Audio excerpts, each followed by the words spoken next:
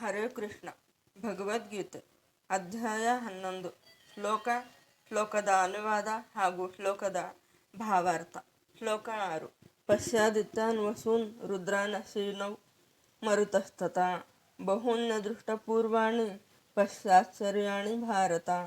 ಅನುವಾದ: ಭರತವಂಶದವರಲ್ಲಿ ಶ್ರೇಷ್ಠನೇ ಆದಿತ್ಯರು, ದ್ವಾದಶಾದಿತ್ಯರು, ಅಷ್ಟವಸುಗಳು, ಏಕಾದಶ ರುದ್ರರು, ಅಶ್ವಿನಿ ಕುಮಾರರು ಮತ್ತು ಇತರ ಎಲ್ಲ ದೇವತೆಗಳ ವಿವಿಧ ಅಭಿವ್ಯಕ್ತಿಗಳನ್ನು ಇಲ್ಲಿ ನೋಡು.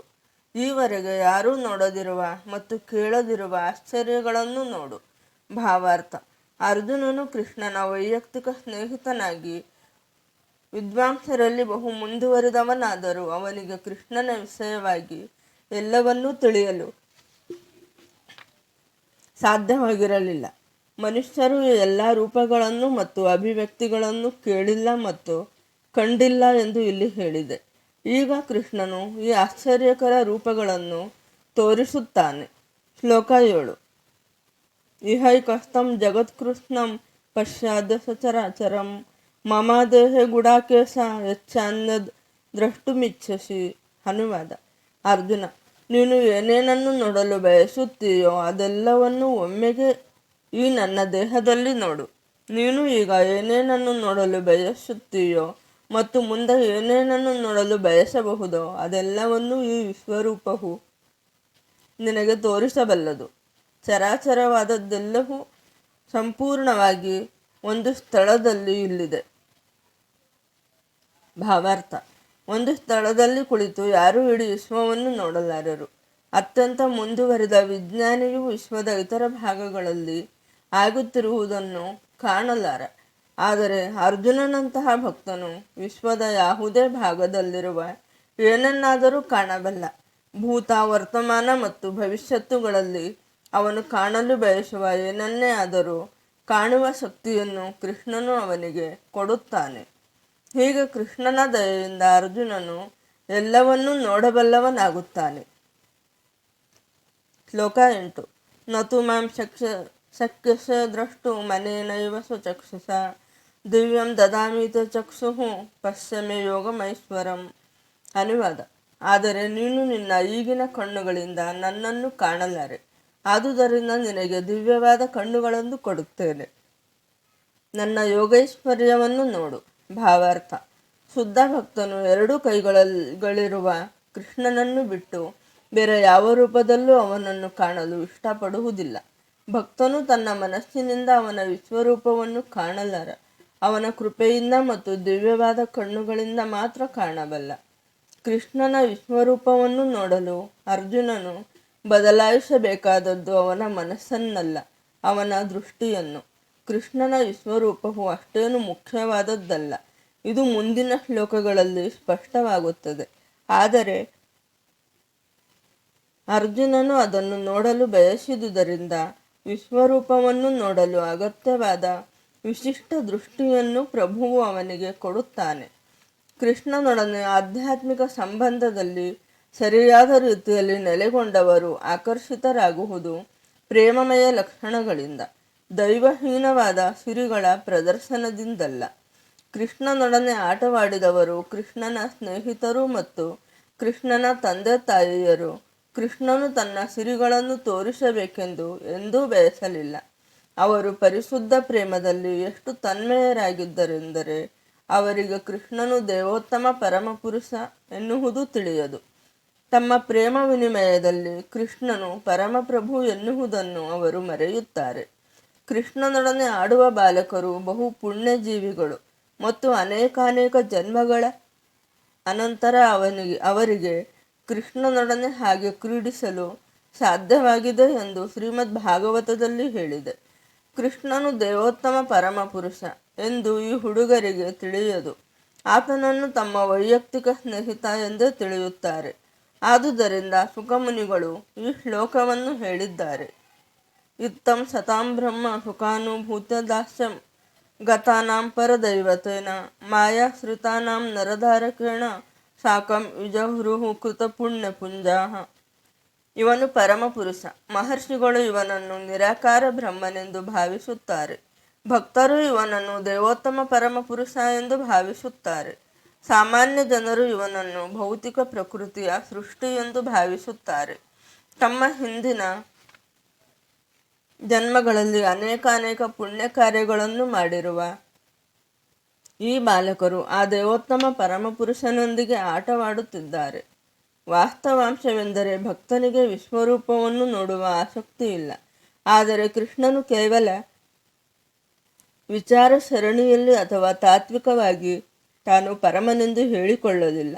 ವಾಸ್ತವವಾಗಿಯೇ ಆ ರೀತಿ ಅರ್ಜುನನಿಗೆ ಕಾಣಿಸಿಕೊಂಡ. ಇದನ್ನು ಭವಿಷ್ಯದ ಜನರು ಅರ್ಥ ಮಾಡಿಕೊಳ್ಳಬೇಕು. ಆ ಮೂಲಕ ಕೃಷ್ಣನ ಹೇಳಿಕೆಗಳಿಗೆ ಸಮರ್ಥನೆ ಬರಬೇಕು ಎಂದು ಅರ್ಜುನನು ಬಯಸಿದನು. ಅರ್ಜುನನು ಇದನ್ನು ದೃಢಪಡಿಸಿಕೊಳ್ಳಬೇಕು, ಏಕೆಂದರೆ ಅರ್ಜುನನು ಪರಂಪರಾ ಪದ್ಧತಿಯ ಪ್ರಾರಂಭ. ದೇವೋತ್ತಮ ಪರಮಪುರುಷನಾದ ಕೃಷ್ಣನನ್ನು ಅರ್ಥ ಮಾಡಿಕೊಳ್ಳಬೇಕೆಂದು ನಿಜವಾಗಿ ಆಸಕ್ತಿಯಿದ್ದು ಅರ್ಜುನನ ಹೆಜ್ಜೆಗಳಲ್ಲಿಯೇ ಹೆಜ್ಜೆ ಇಟ್ಟು ಅನುಸರಿಸುವವರು ಇದನ್ನು ಅರ್ಥ ಮಾಡಿಕೊಳ್ಳಬೇಕು. ಕೃಷ್ಣನು ತಾತ್ವಿಕವಾಗಿ ಮಾತ್ರವೇ ತನ್ನನ್ನು ಪರಮನೆಂದು ಹೇಳಿಕೊಳ್ಳಲಿಲ್ಲ, ನಿಜವಾಗಿ ತನ್ನನ್ನು ಪರಮನೆಂದು ತೋರಿಸಿಕೊಂಡನು. ನಾವು ಆಗಲೇ ವಿವರಿಸಿರುವಂತೆ ಅರ್ಜುನನಿಗೆ ವಿಶ್ವರೂಪವನ್ನು ನೋಡಬೇಕೆಂದು ಅಷ್ಟೇನೂ ಅಪೇಕ್ಷೆ ಇರಲಿಲ್ಲ. ಇದು ಕೃಷ್ಣನಿಗೆ ತಿಳಿದಿತ್ತು. ಇದಕ್ಕಾಗಿ ಪ್ರಭುವು ತನ್ನ ವಿಶ್ವರೂಪವನ್ನು ನೋಡಲು ಅಗತ್ಯವಾದ ಶಕ್ತಿಯನ್ನು ಅರ್ಜುನನಿಗೆ ನೀಡಿದನು.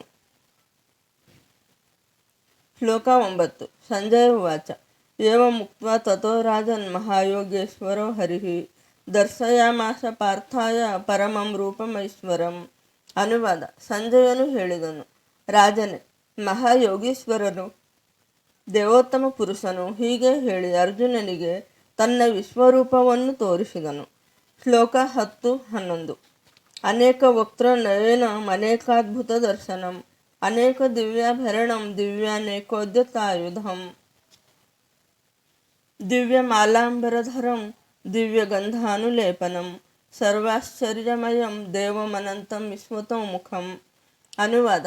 ಅರ್ಜುನನು ಆ ವಿಶ್ವರೂಪದಲ್ಲಿ ಅಸಂಖ್ಯಾತವಾದ ಬಾಯಿಗಳನ್ನು, ಅಸಂಖ್ಯಾತವಾದ ಕಣ್ಣುಗಳನ್ನು, ಅಸಂಖ್ಯಾತವಾದ ಅದ್ಭುತ ದರ್ಶನಗಳನ್ನು ಕಂಡನು. ಆ ರೂಪವು ಅನೇಕ ದಿವ್ಯ ಆಭರಣಗಳಿಂದ ಅಲಂಕೃತವಾಗಿತ್ತು ಮತ್ತು ಮೇಲಕ್ಕೆತ್ತಿದ್ದ ಅನೇಕ ದಿವ್ಯ ಆಯುಧಗಳನ್ನು ಹೊಂದಿತ್ತು. ಆತನು ದಿವ್ಯ ಮಾಲೆಗಳನ್ನು, ವಸ್ತ್ರಗಳನ್ನು ಧರಿಸಿದ್ದನು. ಹಲವು ದಿವ್ಯ ಗಂಧಗಳನ್ನು ಲೇಪಿಸಿಕೊಂಡಿದ್ದನು. ಎಲ್ಲವೂ ಆಶ್ಚರ್ಯಮಯವಾಗಿತ್ತು, ಉಜ್ವಲವಾಗಿತ್ತು, ಅನಂತವಾಗಿತ್ತು, ವಿಶ್ವತೋಮುಖವಾಗಿತ್ತು. ಭಾವಾರ್ಥ. ಈ ಎರಡೂ ಶ್ಲೋಕಗಳಲ್ಲಿ ಅನೇಕ ಎನ್ನುವ ಪದವನ್ನು ಮತ್ತೆ ಮತ್ತೆ ಬಳಸಿರುವುದು ಅರ್ಜುನನು ನೋಡುತ್ತಿದ್ದ ಕೈಗಳು, ಬಾಯಿಗಳು, ಕಾಲುಗಳು ಮತ್ತು ಇತರ ಅಭಿವ್ಯಕ್ತಿಗಳ ಸಂಖ್ಯೆಗೆ ಮಿತಿಯೇ ಇರಲಿಲ್ಲ ಎನ್ನುವುದನ್ನು ತೋರಿಸುತ್ತದೆ. ಈ ಅಭಿವ್ಯಕ್ತಿಗಳು ವಿಶ್ವದೆಲ್ಲೆಡೆ ಹರಡಿದ್ದರೂ ಭಗವಂತನ ಕೃಪೆಯಿಂದ ಒಂದು ಸ್ಥಳದಲ್ಲಿ ಕುಳಿತು ಅವೆಲ್ಲವನ್ನೂ ನೋಡಲು ಅರ್ಜುನನಿಗೆ ಸಾಧ್ಯವಾಯಿತು. ಇದು ಕೃಷ್ಣನ ಕಲ್ಪನಾತೀತ ಶಕ್ತಿಯಿಂದ ಸಾಧ್ಯವಾಯಿತು. ಶ್ಲೋಕ 12. ದಿವಿ ಸೂರ್ಯ ಸಹಸ್ರಶ್ಚ ಭವೇದ್ಯೋಗ ಪದುತ್ಥಿತ ಯದಿ ಭಾವ ಸದೃಶಿ ಸ್ಯಾದ್ ಭಾಸಸ್ತಸ್ಯ ಮಹಾತ್ಮನಃ. ಅನುವಾದ. ಲಕ್ಷಾಂತರ ಸೂರ್ಯರು ಒಟ್ಟಿಗೆ ಆಕಾಶದಲ್ಲಿ ಉರಿಸಿದ್ದರೆ ಅವರ ಪ್ರಭೆಯು ಆ ವಿಶ್ವರೂಪದಲ್ಲಿದ್ದ ಪರಮಪುರುಷನ ತೇಜಸ್ಸನ್ನು ಹೋಲಬಹುದಾಗಿತ್ತು. ಭಾವಾರ್ಥ. ಅರ್ಜುನನು ಕಂಡದ್ದು ವರ್ಣನೆಗೆ ನಿಲುಕದ್ದು. ಆದರೂ ಸಂಜಯನು ಧೃತರಾಷ್ಟ್ರನಿಗೆ ಆ ಮಹಾರೂಪದ ಒಂದು ಮಾನಸಿಕ ಚಿತ್ರವನ್ನು ಕೊಡಲು ಪ್ರಯತ್ನಿಸುತ್ತಾನೆ. ಸಂಜಯನಾಗಲಿ ಧೃತರಾಷ್ಟ್ರನಾಗಲಿ ಅಲ್ಲಿರಲಿಲ್ಲ. ಆದರೆ ವ್ಯಾಸರ ಕೃಪೆಯಿಂದ ಸಂಜಯನಿಗೆ ಅಲ್ಲಿ ನಡೆದದ್ದೆಲ್ಲವನ್ನೂ ಕಾಣಲು ಸಾಧ್ಯವಾಗಿತ್ತು. ಹೀಗೆ ಅವನು ಅದನ್ನು ಅರ್ಥ ಮಾಡಿಕೊಳ್ಳಲು ಸಾಧ್ಯವಾದ ಮಟ್ಟಿಗೂ ಆ ಸನ್ನಿವೇಶವನ್ನು ಕಲ್ಪಿಸಿಕೊಳ್ಳಬಹುದಾದ ಒಂದು ಘಟನೆಗೆ ಹೋಲಿಸುತ್ತಾನೆ. ಎಂದರೆ ಸಹಸ್ರಾರು ಸೂರ್ಯರಿಗೆ ಹೋಲಿಸುತ್ತಾನೆ. ಶ್ಲೋಕ 13. ತತ್ರೈಕಸ್ಥಂ ಜಗತ್ಕೃಷ್ಣಂ ಪ್ರವಿಭಕ್ತಮನೇಕಭಾ ಅಪಶ್ಯದ್ದೇವದೇವಸ್ಯ ಶರೀರೇ ಪಾಂಡವಸ್ತದಾ. ಅನುವಾದ. ಸಹಸ್ರ ಭಾಗಗಳಿದ್ದರೂ ವಿಶ್ವದ ಅಪರಿಮಿತ ವಿಸ್ತರಣೆಗಳನ್ನು ಪ್ರಭುವಿನ ವಿಶ್ವರೂಪದಲ್ಲಿ ಒಂದೇ ಕಡೆ ಅರ್ಜುನನು ನೋಡಿದನು. ಭಾವಾರ್ಥ. ತತ್ರ ಎನ್ನುವ ಪದವು ಬಹು ಮುಖ್ಯವಾದದ್ದು.